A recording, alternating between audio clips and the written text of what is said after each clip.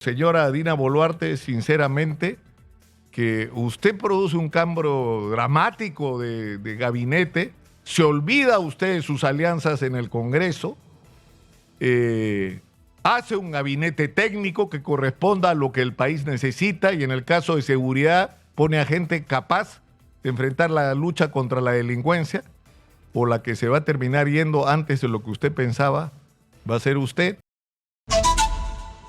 Miren ustedes lo que acaba de publicar la empresa Datum en el diario El Comercio, una encuesta sobre la popularidad de la presidenta, entre otras cosas. Y la cifra no tiene precedentes, no tiene precedentes. En toda la historia del Perú, donde se han hecho encuestas, es decir, donde la ejecutoria de los funcionarios públicos, de las instituciones, de las personas, ha sido sometida a una consulta estadística con muestras que corresponden, ¿no es cierto?, a un nivel de representación importante. Nunca había pasado una cosa así. Nunca. Es decir, la presidenta de la República tiene 94% del país que no la aprueba y tiene solamente 3% de peruanos que respaldan su gestión. Esto no había ocurrido jamás. Es decir, ni en los peores momentos del gobierno de Alan García, donde el primer gobierno de Alan García, donde uno tenía que hacer cola para el pan, cola para el azúcar, cola para el arroz, cola para todo.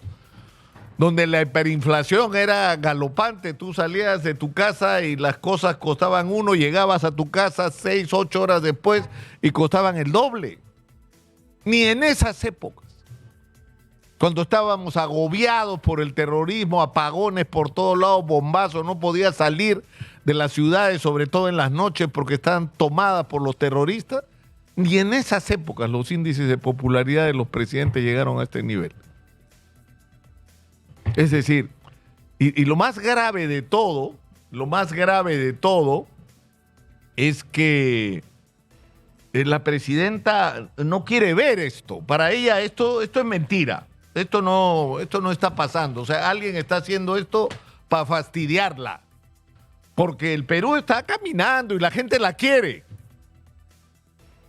Es decir, lo más impresionante de esto es el nivel de ceguera sobre la percepción que tiene la ciudadanía sobre la eficiencia de este gobierno, sobre la capacidad de este gobierno de responder a sus problemas más elementales. Y acá no hay ideologías, porque la gente, ese 94% que opina que este gobierno es un fiasco y que la señora Dina Boluarte no funciona como presidenta, incluye a los que votaron por ella, junto con Pedro Castillo, y a los que votaron en contra de ella a favor de Keiko Fujimori. Es decir, no la respalda nadie. Nadie, ni el sector que la llevó a la vicepresidenta, ni el sector que la mantuvo como vicepresidenta a partir de diciembre del año 2022. Es decir, es una situación de aislamiento y de falta de respaldo por parte de la sociedad que es dramático.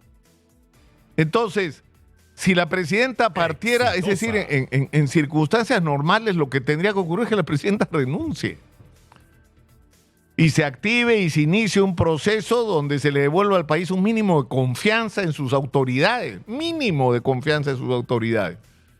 Aunque es cierto, esto nos lleva a la necesidad de tener otra reflexión sobre la necesidad de que en el Perú, es decir, no puede ser que tengamos otra vergüenza, que tenemos más de 40 pretendientes a la presidencia de la República, pero no tenemos un proyecto nacional, que es lo que nos hace falta, de lo que queremos hacer los próximos 50 años, a dónde queremos llegar.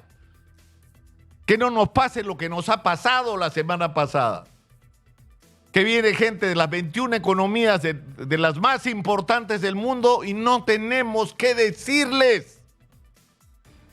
Porque no tenemos un proyecto propio. Deberíamos recibirlo con los brazos abiertos y decir, en Chancay vamos a hacer esto, y ni siquiera hemos resuelto el problema del acceso a carretera.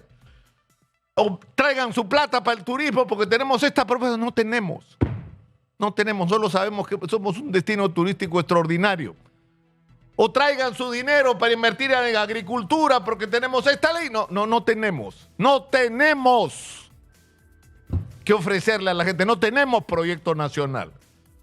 Y no tenemos proyecto nacional por la maldita división ideológica que tanto daño nos ha hecho. Es decir, en vez de tener un sueño común y tener discrepancias sobre cómo lograr ese sueño común, de qué camino seguir para lograr ese sueño común, lo que tenemos son ni siquiera sueños, sino odios diferenciados. Yo quiero un futuro donde tú no estés. Y eso le toca a la derecha y a la izquierda. Porque la derecha se imagina un futuro sin zurdos. Y la izquierda se imagina un futuro para el país sin derechistas. Eso es imposible. Exitosa. Tenemos que aprender a convivir respetándonos unos a otros, no agraviándonos unos a otros.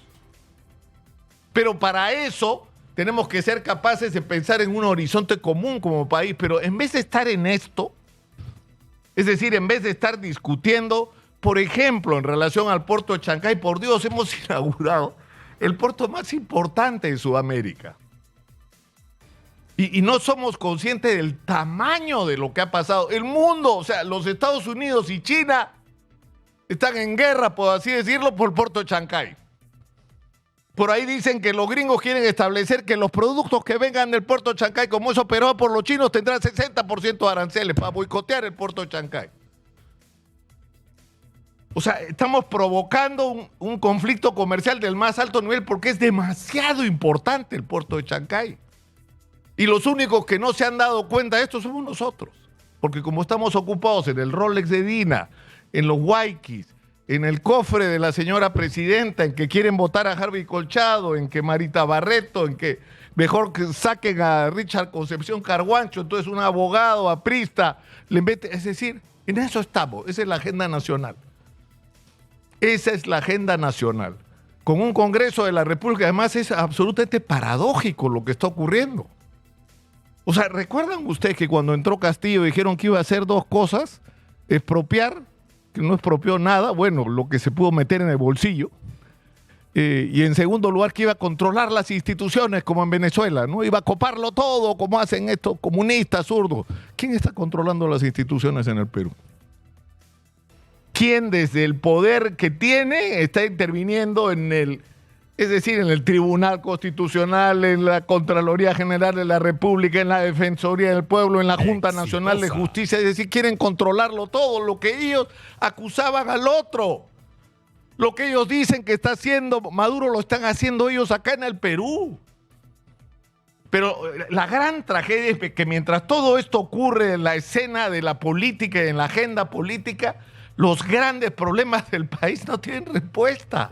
Y el más dramático de todos, porque ya hablar de Chancay, pues, es decir, ya debíamos tener declarada la zona económica especial con un área precisa, deberíamos tener nombrada una autoridad que gobierne de manera independiente y apolítica esta zona económica especial. Deberíamos tener reglas claras para ofrecer a los inversionistas que traigan su dinero, como eso que le para los pelos de punta a la gente del Ministerio de Economía, que es 0% impuesto a la renta.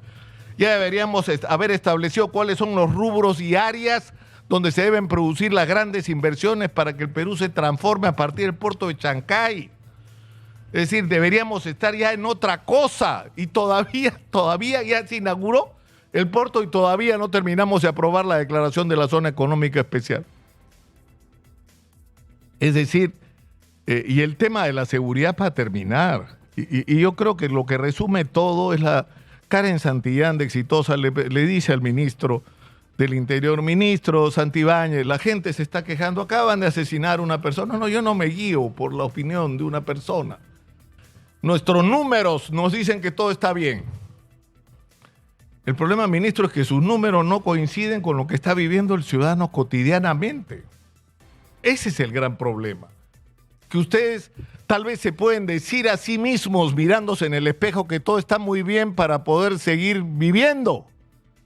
Pero no convencen a nadie, porque la realidad que está viviendo la gente no corresponde a la de ustedes.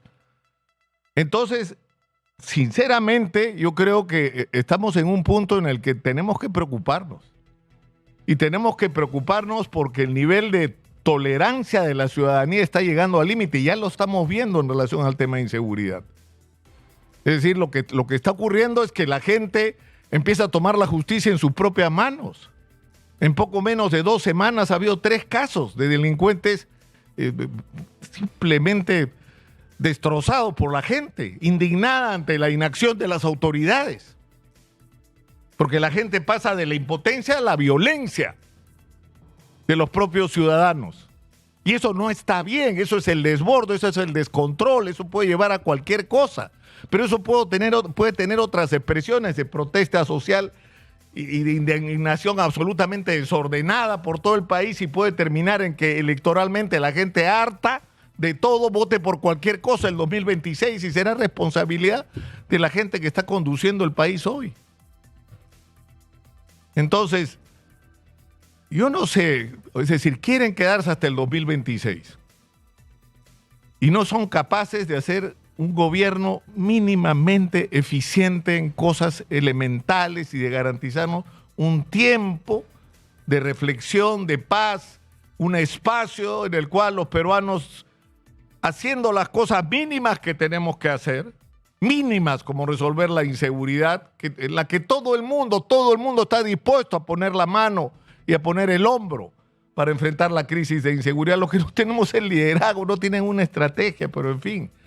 Pero lo que decía es que este tiempo nos debió servir para organizar un gran debate nacional sobre dónde vamos para, es decir, establecer nuevas formas de hacer política en el Perú. Exitosa. Y miren en lo que está.